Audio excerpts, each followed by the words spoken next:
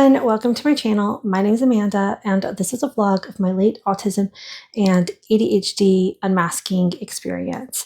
I got diagnosed autistic ADHD a little over 2 years ago, and this entire channel has captured from before my diagnosis all the way up to current, and what it means to be late diagnosed, what it means to kind of understand and learn about myself through the lens of a undiagnosed or like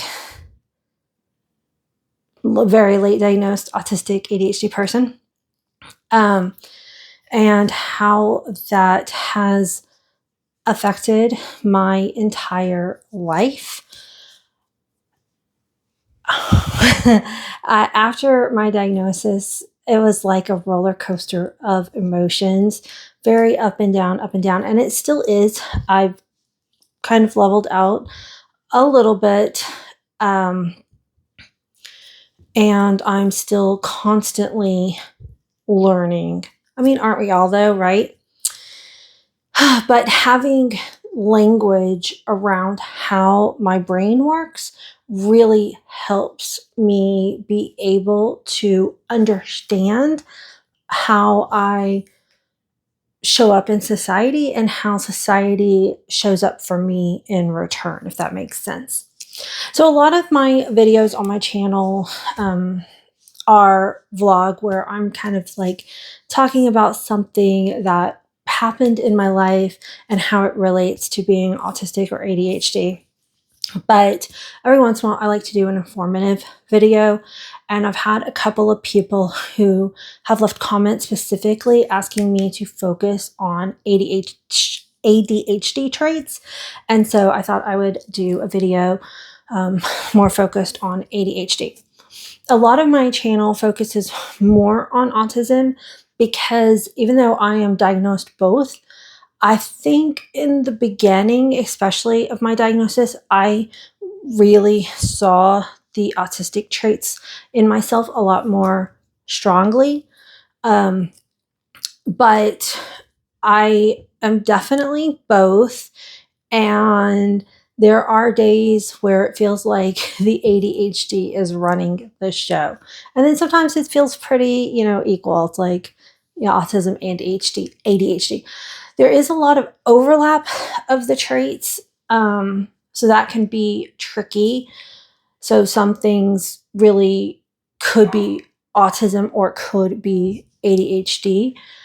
The co-occurring rate of people who are both is actually really high, and so high that there are some people out there who think that maybe there aren't separate diagnoses. And again, I'm not an expert on this, but I even kind of was wondering that at one point too.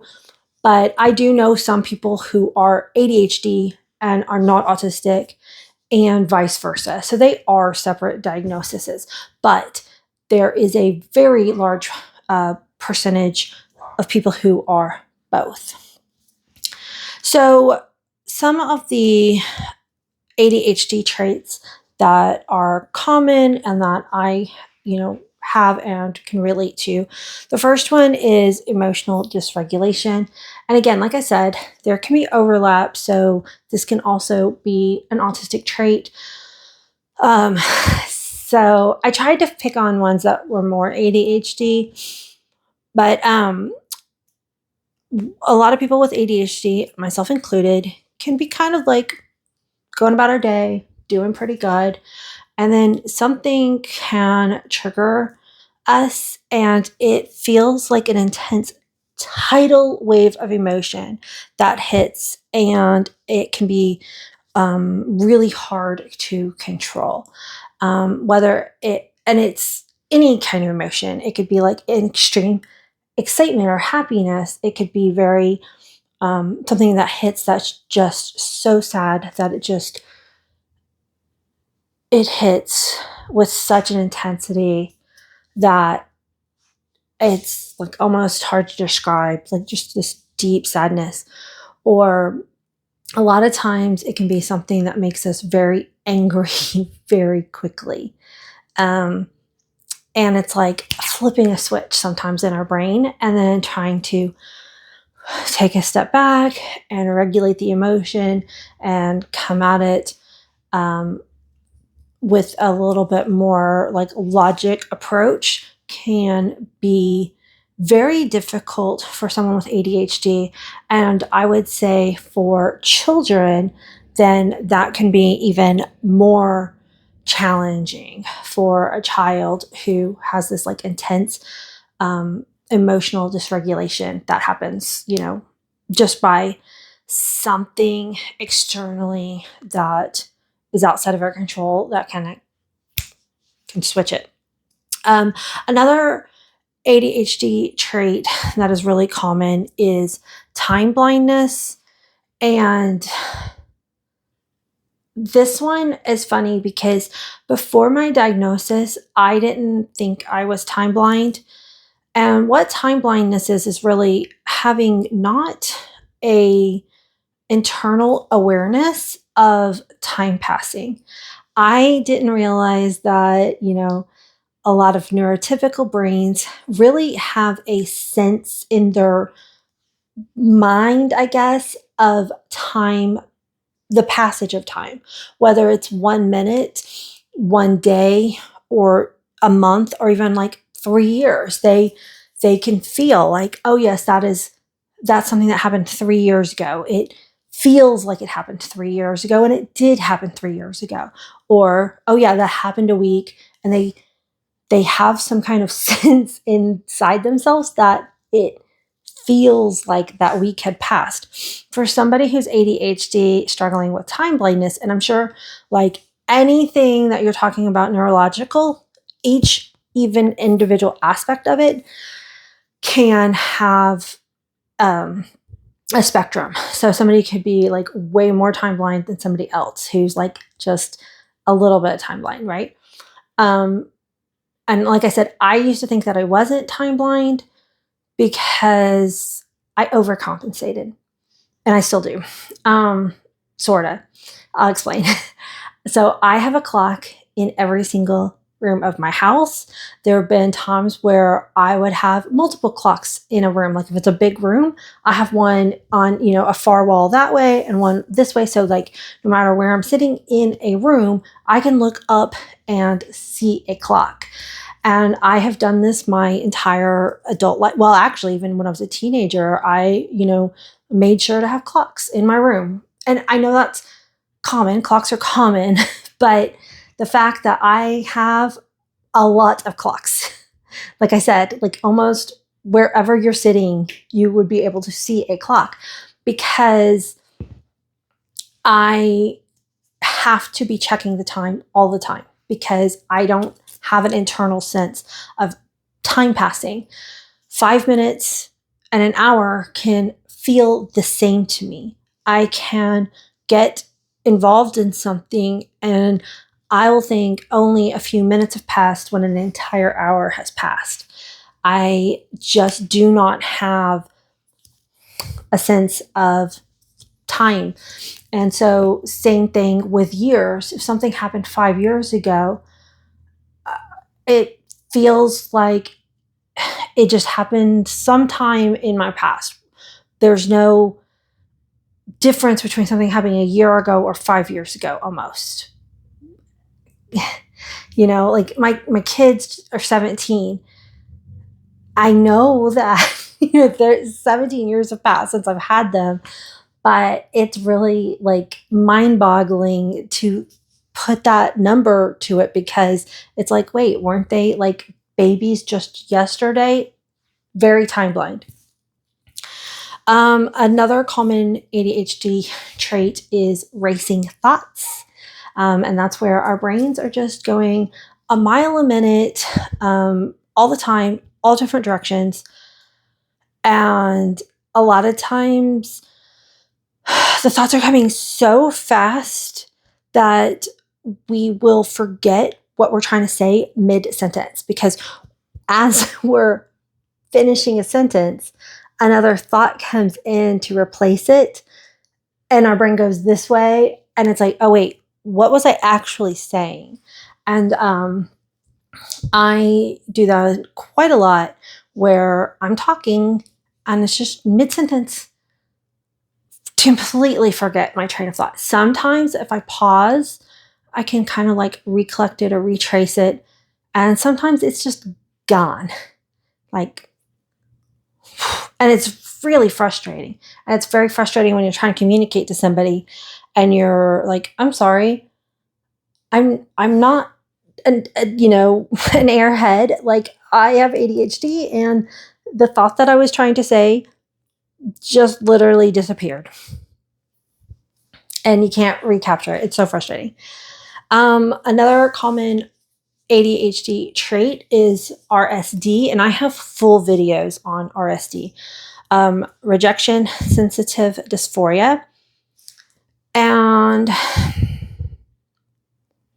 as far as I know, RSD isn't like classified as like part of the diagnosis. It's not like an official term even in the United States yet, but there's more and more talk about it.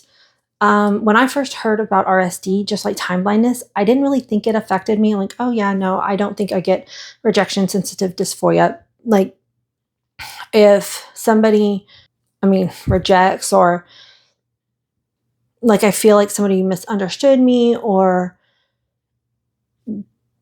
is turning me down for something, like, those negative kind of interactions that you might have with somebody that you might take personally. Everybody, I'm pretty sure, feels rejection at some point in their life. Rejection sensitive dysphoria is much, much, much more intense. And again, logic goes away, and it's hard to focus on anything else except for this like strong sense of like, I want to say embarrassment, but not even, and I'm sure it's different for different people. I guess it kind of depends on what the thing is. Sometimes I've had like intense embarrassment, like, oh my gosh, like, so, like, if somebody misunderstood me in a way, I might feel embarrassed, even though nothing I did was embarrassing. Like, the emotions sometimes you feel with RSD don't, again, aren't really logical. And sometimes when RSD hits, it's all consuming. It's hard to get our brain to focus or think about anything else. And there are definitely coping mechanisms.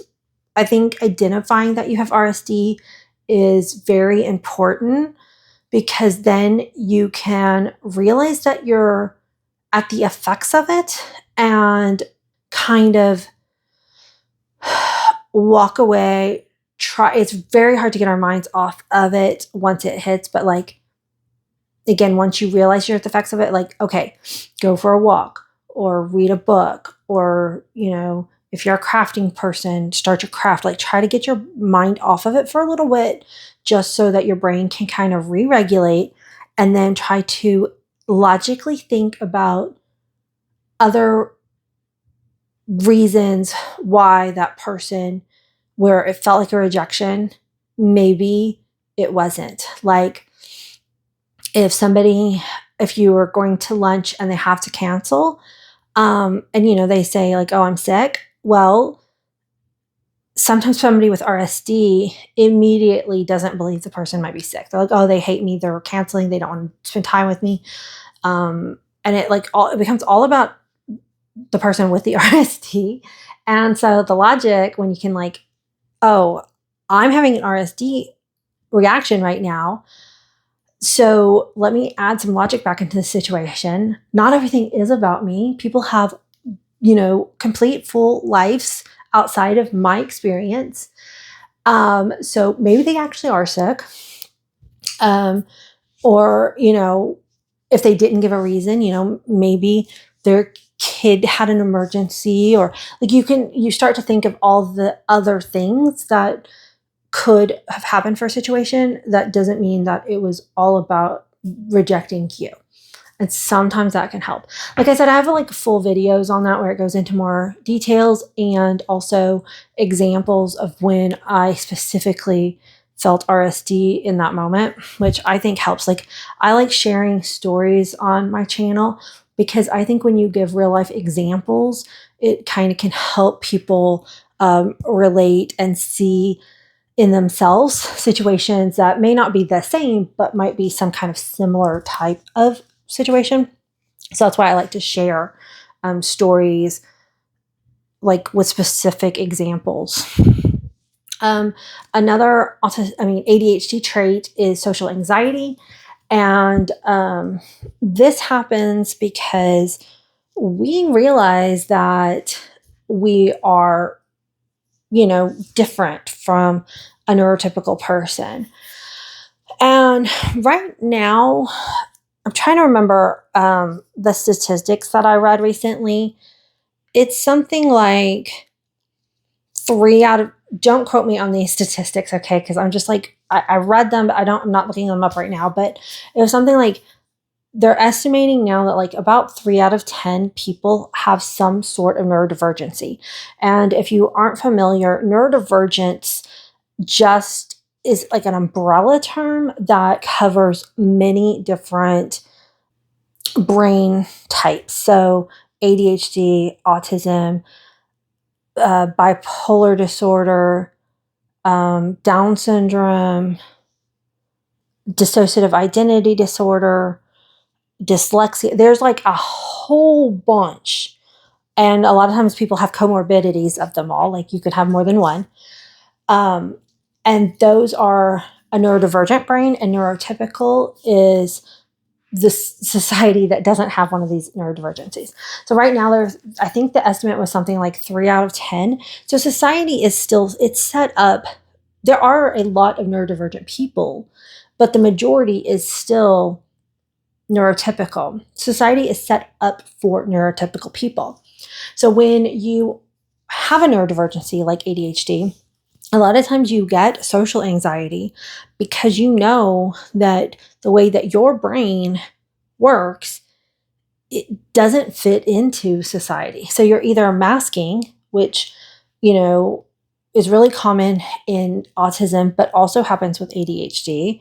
You try to mask the fact that you're time blind. You try to mask that you have RSD or that you fidget. Like, you see my fidget toy right here. These are stretchy noodles. I have them in my Amazon storefront. The link is down in the description box. But having a fidget while I talk helps me actually be able to talk without too many pauses. Like, I have video on my channel talking about how a lot of times when I'm talking, I pause my stream of consciousness because it's so hard for me to keep the flow going I have so many thoughts that like kind of like are bouncing around in my head all at once. So sometimes they like log jam before they want to come out. And actually, if I have a fidget toy, it does something in my head that like helps kind of streamline and or like, you see me waving my hands around a lot because I fidget. My pug is trying to come in the room. Another common ADHD trait. Oh, wait, hold on. So because we know that we are different, because neurotypical people don't fidget as much as people with ADHD. Watson, you want to come up here? You want to come up here? You want to come up here, Watson? Up. Here's Watson. Here's Watson. He's like, what? Am I famous? Am I famous? He's not going to stay here, I betcha. Nope. Yeah, neurotypical people just don't fidget. Well, everybody fidgets, but they don't fidget the same as an autistic or ADHD person. And society, you gonna come up here, Milo?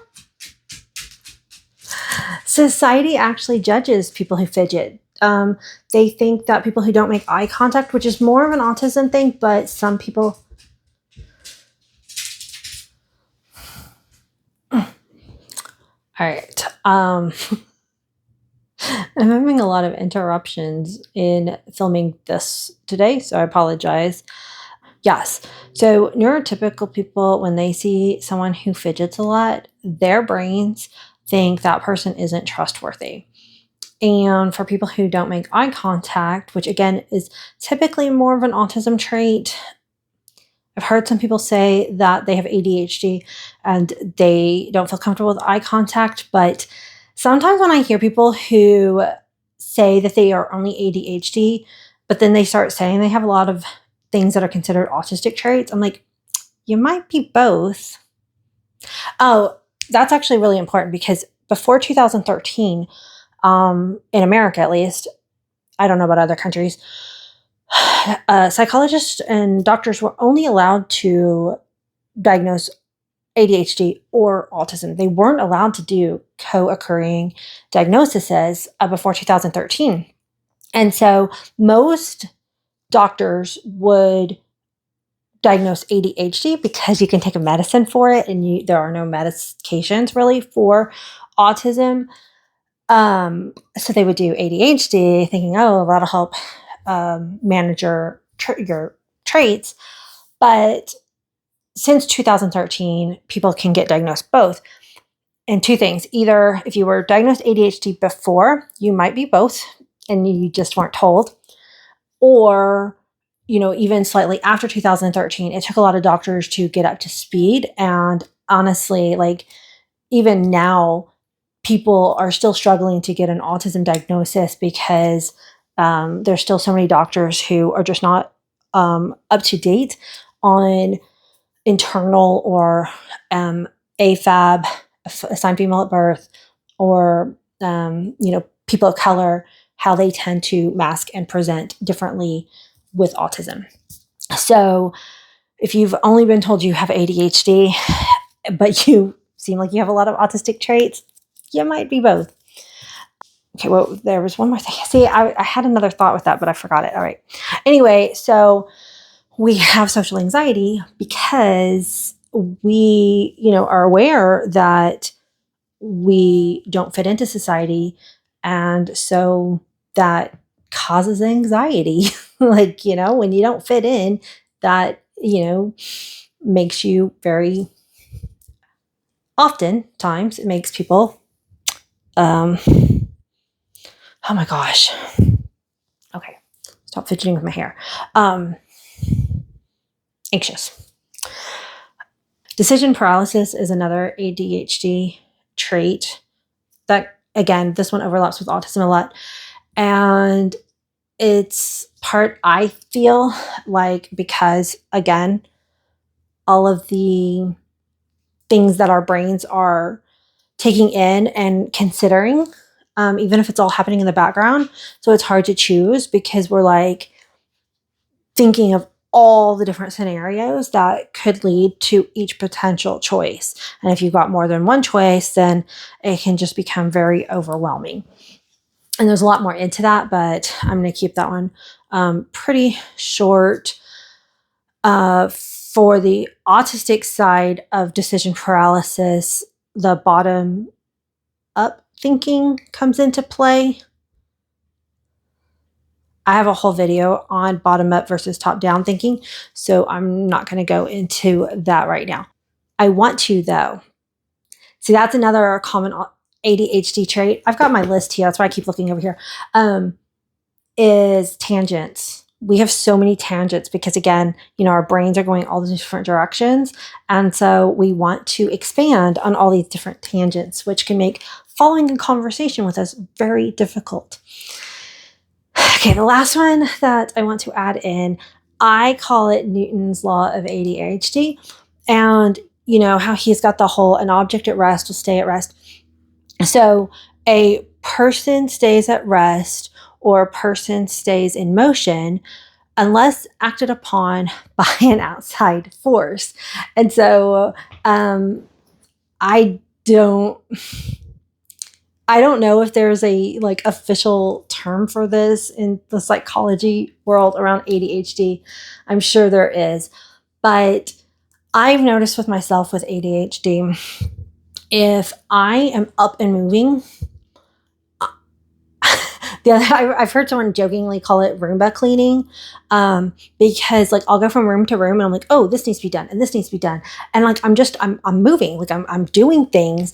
It's very random. It's not necessarily streamlined. Like a neurotypical person might come in and be like, okay, I need to clean my office, and they'll clean their office, whereas an ADHD person's like, oh, this towels shouldn't be in my office. How did it get here? Let me take it back to the laundry room. And then they go in the laundry room and they see that the laundry soap spilled for some reason. So they need to clean that up.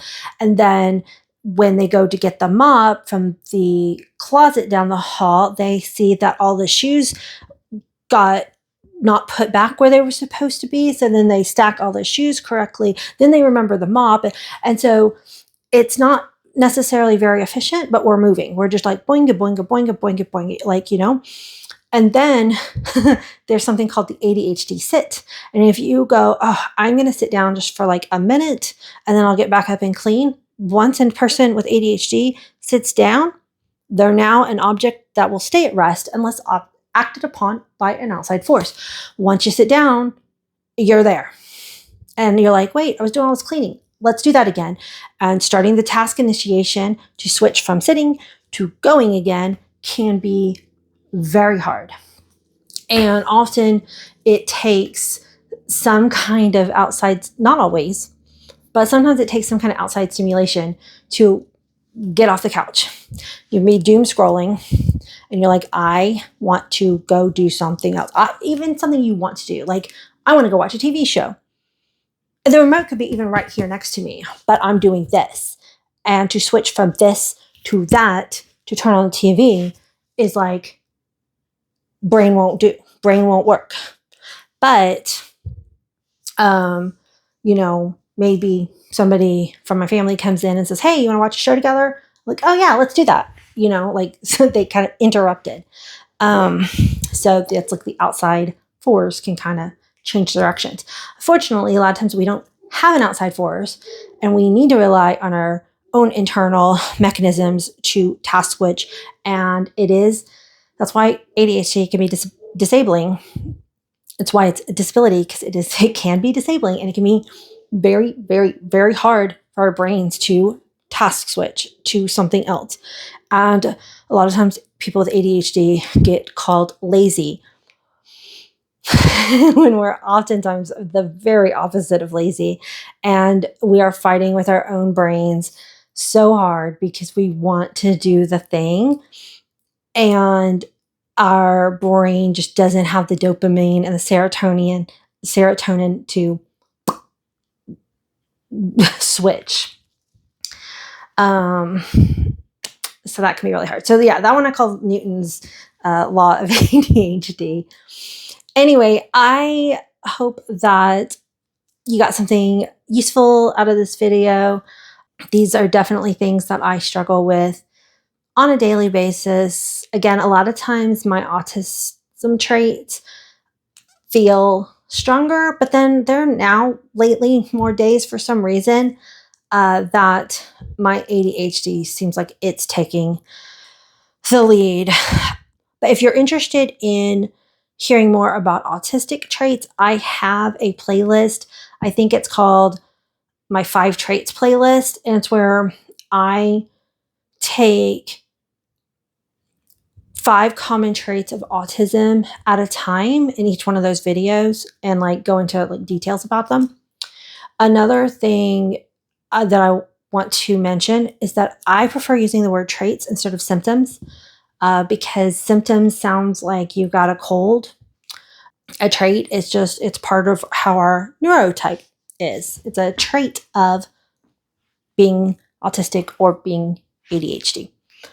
And I hope one day they rename ADHD, because attention deficit hyperactive disorder doesn't quite really encapsulate what ADHD is, because attention deficit is typically how external people view us, because like a teacher will tell a student, you need to do this. And the student's brain is like, no, I don't want to. But when our attention is on something we want to do, boom. I didn't put that on the list, but hyperfixations, we're all in. Our attention is 100% on that thing. So attention deficit doesn't always apply, because sometimes our attention is almost too focused. Anyway, I just wanted, the reason why I did this informal information video today is because I just needed a video that kind of stepped away from the politics that the US is dealing with right now. It has very much been my hyperfixation, and my mental health is not doing well because of that. So I'm trying to find ways to regulate that. And art and creation and consuming art are all parts of activism, because the society who stops creating and consuming art is an oppressed society. So in order to fight back the oppression that we are currently feeling in America, creating art and content creation, I mean, I wouldn't say this is art, but it's content creation, is a form of activism. So, and along with my Victory Red lipstick, which is a symbol to fight fascism. So that's why I'm wearing bright red. If you got to the end of the video and you see my bright red, I think there's a lipstick emoji you can put down there, and fight fascism with emojis. All right, I will see you all in the next one. Bye, guys.